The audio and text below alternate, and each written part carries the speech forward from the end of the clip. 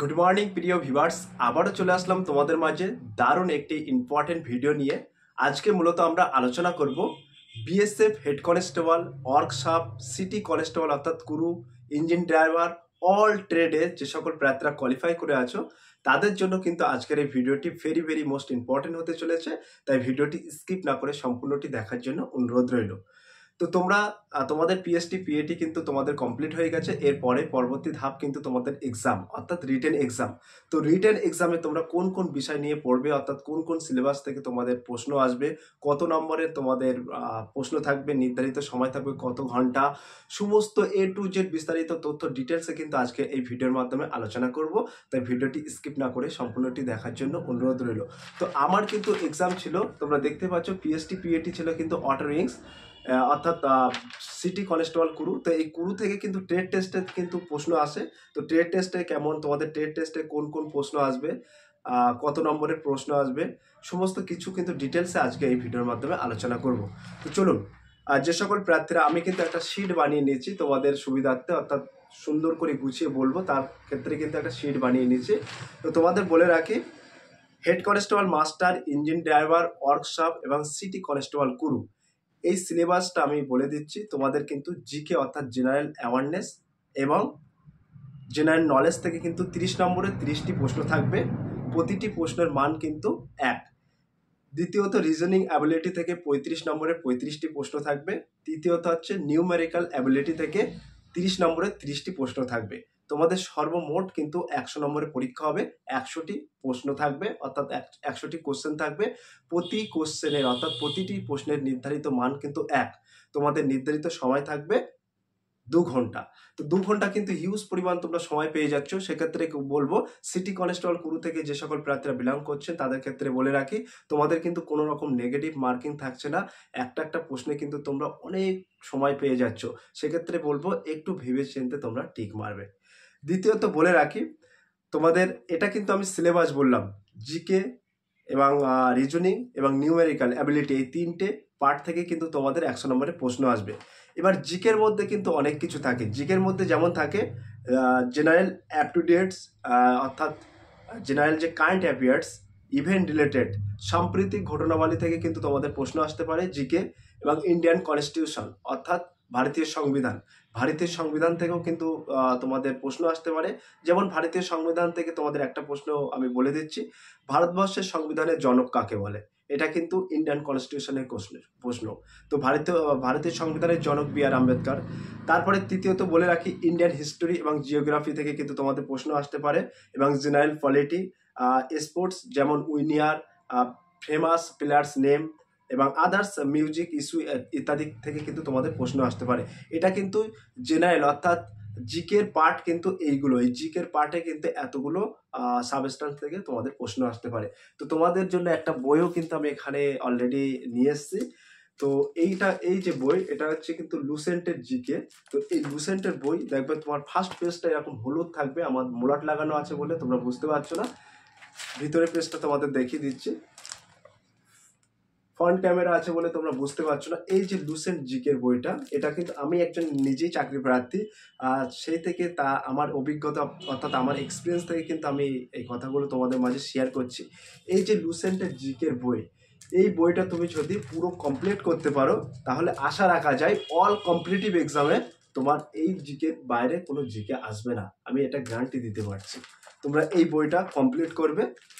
এটা 410টা পেজ আছে, on of two 410। তো 410টা পেজ আছে। এই 410টা পেজ যদি তুমি থটস্থ করতে পারো, মুখস্থ নয় থটস্থ, মানে মুখস্থ আলাদা জিনিস আর থটস্থ আলাদা জিনিস, মানে অগ্রিম ঠোঁটের আগায় চলে আসবে প্রশ্নের উত্তর। তাই থটস্থ যদি তুমি করতে পারো, এই লুসেন্টের জিকে বই থেকে তোমার বাইরে কোনো জিকে আসবে না। ক্লিয়ার? তো আমি টোটাল পার্টসগুলো বলে দিলাম। তারপরে চলে আসবো রিজনিং। তো রিজনিং অ্যাবিলিটি অর্থাৎ রিজনিং থেকে কিন্তু তোমাদের 35 নম্বরে 35টি কোশ্চেন থাকবে। প্রতিটি প্রশ্নের মান কিন্তু 1। তো এই রিজনিংয়ের মধ্যে কিন্তু কিছু সেকশন আছে, ভাগ আছে, যেমন কোডিং ডিকোডিং। যারা প্রাইভেট টিউশনের সাথে টাচিং আছে এবং পড়াশুনো করে তারা বুঝতে পারবে। কোডিং ডিকোডিং আছে, নম্বর সিরিজ আছে, আলফাবেট পজিশন বেসড আছে, তারপরে ব্লাড রিলেশনের যেগুলো রিজনিং থাকে, ব্লাড রিলেশন আছে এবং ডিস্টেন্স আদার্স। ঠিক আছে, এই রিজনিংয়ের পার্টগুলো কিন্তু এই পার্ট থেকে তোমাদের আসবে। আমি রিজনিংয়ের একটা বইও এখানে এনে রেখেছি, তোমরা এই বইগুলো ট্রাই করতে পারো। এইটা হচ্ছে টেস্ট অফ রিজনিং। এই বইটা কিন্তু খুব সুন্দর বই, ইংলিশ ভার্সন আছে, এটা কিন্তু বাংলা নয়, ইংলিশ ভার্সন আছে। এটা আরিয়েন্টের বই আছে, তোমরা এখানে দেখো আরিয়েন্ট লেখা আছে, তোমরা একটু উল্টো দেখবে কারণ আমি ফ্রন্ট সাইডে ক্যামেরা করছি। তো আরিয়েন্টের বই, এই বইটা কিন্তু খুব সুন্দর বই, তোমরা এটা কিনতে পারবে। তোমরা হয়তো ভাবছো দাদা হয়তো বইয়ের অ্যাড দিচ্ছ, সেরকম কিছু নাই, আমার কাছে প্রচুর বই আছে, আমি সবকটা বই অ্যানালাইজ করে দেখেছি। এই সমস্ত বই থেকে কিন্তু ভালো ভালো টপিক প্রশ্ন আসে, আর এটা বেসিক থেকেই আছে, একদম তুমি বেসিক থেকে শিখতে পারবে। তারপরে আরেকটা বই আছে কিন্তু এটা বাংলা ভার্সন আছে, তোমরা দেখতে পাচ্ছ, নিমেষে রিজনিং। এই নিমেষে রিজনিংটা কিন্তু খুব সুন্দর বই, তোমরা হয়তো উল্টো দেখছো। নিমেষে রিজনিং ভার্ব নন ভার্বেল আছে। তো এই নিমেষে এই বইটা কিন্তু চঞ্চল ঘোষের বই, খুব সুন্দর, এখান থেকে বেসিক থেকে কিন্তু তোমরা শিখতে পাবে। ক্লিয়ার? এবার চলে আসবো নিউমেরিক্যাল অ্যাবিলিটি, অর্থাৎ তোমাদের ম্যাথ থেকে কিন্তু 30 নম্বরে 30টি প্রশ্ন থাকবে। এর মধ্যে থাকবে বেসিক মাল্টিপ্লিকেশন এবং পার্সেন্টেন্সের অঙ্ক থাকবে, সুদ আসলের অঙ্ক থাকবে, অর্থাৎ টাইম ডিস্টেন্স, সিম্পল ইন্টারেস্ট এবং কম্পাউন্ড ইন্টারেস্ট। এই সমস্ত সিলেবাস থেকে কিন্তু তোমাদের প্রশ্ন আসতে পারে। তো তোমরা দেখতে পাচ্ছ এই একটা বই আছে চঞ্চল ঘোষের নিমেষে অঙ্ক। এই নিমেষে অঙ্ক এই বইটা কিন্তু খুব সুন্দর, দারুণ বই আছে। এটা তোমাদের প্রাইসটা বলছি, খুব বেশি প্রাইস নয়, 160 টাকা দাম ফেলা আছে, 160 টাকা আছে। এই বইটা থেকে কিন্তু তোমরা বেসিক থেকে একেবারে বেসিক থেকে শিখতে পারবে। এই বইটা কিন্তু খুব দারুণ একটি বই আছে, নিমেষে অঙ্ক। লেখক কিন্তু চঞ্চল ঘোষের নিমেষে অঙ্কে এই বইটা কিন্তু খুব সুন্দর আছে। তো এবার আমরা দেখে নেবো ট্রেড টেস্ট থেকে কেমন কেমন প্রশ্ন আসতে পারবে এবং ট্রেড টেস্টে কি হয় সেইগুলো কিন্তু তোমাদের মাঝে এবার আলোচনা করব। চলুন। প্রিয় ভিউয়ার্স, তোমরা এখানে দেখতেই পাচ্ছ উল্লেখ করা আছে syllabus of trade test for constable Kuru, engine driver, side glacier. তো এই যে নোটিফিকেশানটি তোমরা দেখতে পাচ্ছ, এই নোটিফিকেশানটি কিন্তু বিএসএফ অফিসিয়াল ওয়েবসাইট থেকে নেওয়া, অর্থাৎ এখানে কিন্তু তোমাদের ট্রেড টেস্টের কথা কিন্তু এখানে উল্লেখ করা আছে, পরিষ্কার কিন্তু উল্লেখ করা আছে constable Kuru, engine driver, side glacier. এখানে তোমরা দেখতে পাচ্ছ ট্রেড টেস্ট কথাটি উল্লেখ আছে। তো এই ট্রেড টেস্টে কি কি থাকবে তোমাদের? তো প্রথমত তোমাদের থাকবে কিন্তু এখানে 1 নম্বরে উল্লেখ করা আছে to qualify 50 metres swimming test without any assistance. 2 নম্বর কলমে উল্লেখ করা আছে identification of parts of engine on board. Clear? অর্থাৎ বোর্ডের কটি ইঞ্জিনের যে পার্টসগুলো আছে সেই পার্টগুলো। তো বিস্তারিত তথ্য কিন্তু আলোচনা করব, তো ভিডিওটি স্কিপ না করে সম্পূর্ণটি দেখার জন্য অনুরোধ রইল।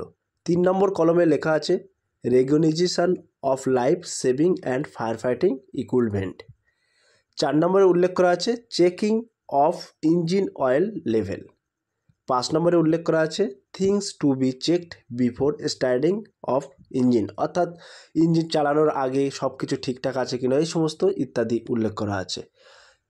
6 নম্বরে উল্লেখ করা আছে টাইপ অফ নটস, অর্থাৎ যে দড়িগুলোর গিট দিতে হয় সেই গিটগুলো কত রকমের গিট হয়। এবং 7 নম্বরে উল্লেখ করা আছে রাউইং উইথ অর্স বাম্বু, অর্থাৎ যে তোমাদের নৌকাটা কোনো রকমভাবে যদি অকৃতজ্ঞ হয় তাহলে ওই বাঁশ দিয়ে কিন্তু তোমরা নিয়ে আসতে পারবে তোমাদের যে স্পিড বোট আছে। তো প্রথমত এখানে উল্লেখ করা আছে to qualify 50 metres swimming test without any assistant. তো এখানে কিন্তু আমরা উল্লেখ করেছি, একটা ডেমো কিন্তু তোমাদের মাঝে দেখিয়ে দিচ্ছি। তো সেম এই যে সুইমিং টেস্টটা হচ্ছে এরকম কিন্তু তোমাদের সুইমিং টেস্ট হবে। তো এখানে কিন্তু উল্লেখ করা আছে to qualify 50 metres swimming test without any assistants. Clear? তো এরকম 50 মিটার সুইমিং কিন্তু তোমাদের অতিক্রম করতে হবে। দ্বিতীয়ত উল্লেখ করা আছে identification of parts of engine on board. তো এই পার্টস অফ এ বোর্ডের সমস্ত পার্টগুলো কিন্তু আমি এখানে উল্লেখ করেছি। তো এখানে দেখতে পাচ্ছ part left side of A board. তো প্রত্যেকটা পয়েন্ট করে করে কিন্তু আমি এখানে উল্লেখ করেছি এবং তোমাদের সুবিধার্থে কিন্তু পয়েন্টগুলো উল্লেখ করে এখানে লিখেও দিয়েছি। তো তোমরা এইগুলো একটু কাইন্ডলি একটু পড়ে নিও, একটু দেখে নিও, এগুলো কিন্তু তোমাদের ট্রেড টেস্টে আসবে। তারপরে কিন্তু এখানে উল্লেখ করা আছে, তোমরা দেখতে পাচ্ছ recognition of life saving and fire fighting equipment. তো তোমরা সাধারণত জানো এটাকে কিন্তু লাইফ জ্যাকেট বলা হয়। এখানে ডিজাস্টার সিগন্যাল, কোনো রকম যদি বিপদ হয় সেই সিগন্যালটা এখানে দেবে, আর এটা কিন্তু রিং বলা হয়। ক্লিয়ার? তো তারপরে এখানে কিন্তু তোমাদের প্রত্যেকটা কিটস, অর্থাৎ এখানে যে তোমাদের কিটসগুলো লাগবে লাইফ সেভিং যে ফায়ার ফাইটিং কিটসগুলো এখানে কিন্তু উল্লেখ করা আছে। তো এখানটার এই যে কিটসটা আছে এই কিটসের নাম কিন্তু এখানে উল্লেখ করা আছে, তোমরা দেখতে পাচ্ছ লাইফ জ্যাকেট উল্লেখ করা আছে, ইনফিল্ড লাইফ জ্যাকেট লাইট, এগুলো কিন্তু সব কিছু আমি নিচে এখানে উল্লেখ করে দিচ্ছি প্রত্যেকটা। অ্যান্টি এক্সপোর্টস শ্যুট এটাকেই বলা হয়। তো তোমরা একটু কাইন্ডলি একটু দেখে নিও, এখানে সব কিছু নাম উল্লেখ করে দিয়েছি। এবং এখানে যেহেতু ফায়ার ফাইটিংয়ের কথা উল্লেখ করা আছে, তো ফায়ার ফাইটিংয়ের ক্ষেত্রে কিন্তু এখানে তোমরা দেখতে পাচ্ছ পাউডার আছে, এটা কিন্তু CO2 আছে, কার্বন ডাই অক্সাইড।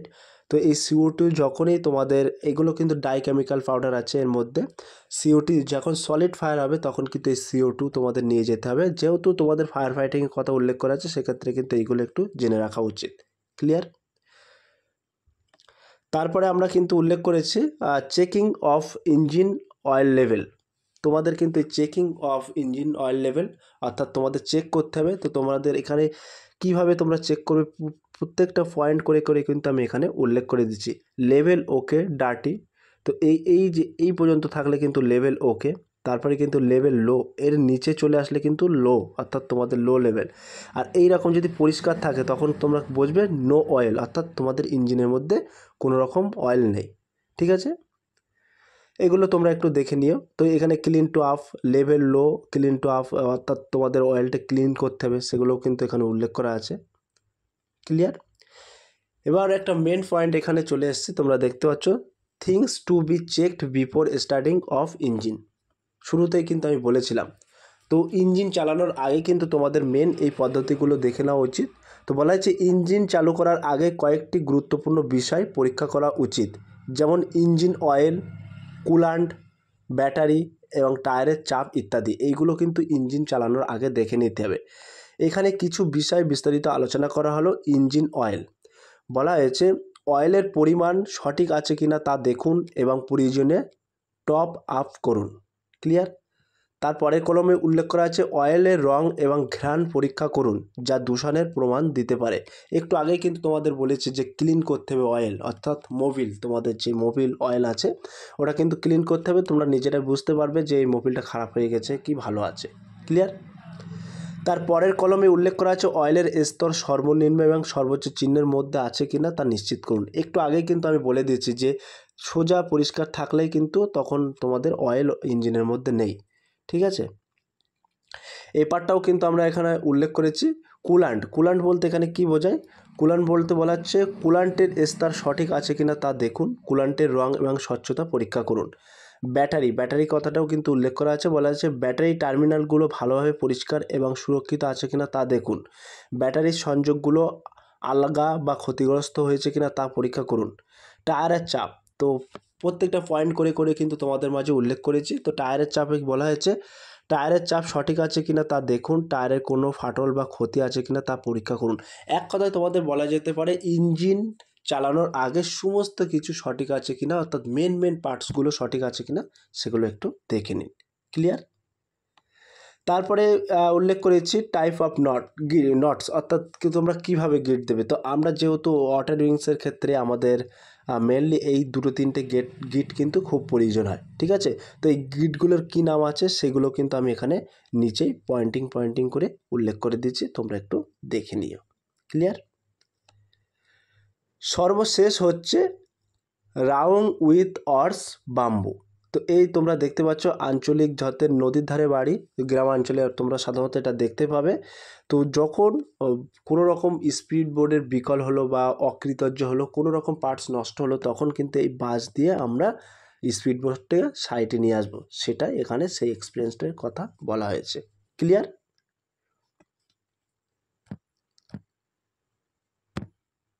প্রিয় ভিউয়ার্স, অল পার্টস কিন্তু আমি নিম্নে আলোচনা করে দিলাম। Head constable master, engine driver, workshop, city constable crew, syllabus কেমন, কত নম্বরে প্রশ্ন থাকবে, নির্ধারিত সময় কত সময় থাকবে, টেস্টে কোন কোন পার্ট থেকে তোমাদের প্রশ্ন আসতে পারে, টেস্টে কোন কোন পার্টগুলো তোমাদের ট্রেড টেস্ট হবে, সব কিছু ডিটেলস কিন্তু তোমাদের মাঝে তুলে ধরলাম আজকের এই ভিডিওর মাধ্যমে। যদি আজকের এই ভিডিওটি ভালো লেগে থাকে প্লিজ লাইক, কমেন্ট এবং শেয়ার করে দিন বন্ধুদের মাঝে। ফিরে আসছে আগামী দিনে তোমাদের জন্য very most important topic video নিয়ে।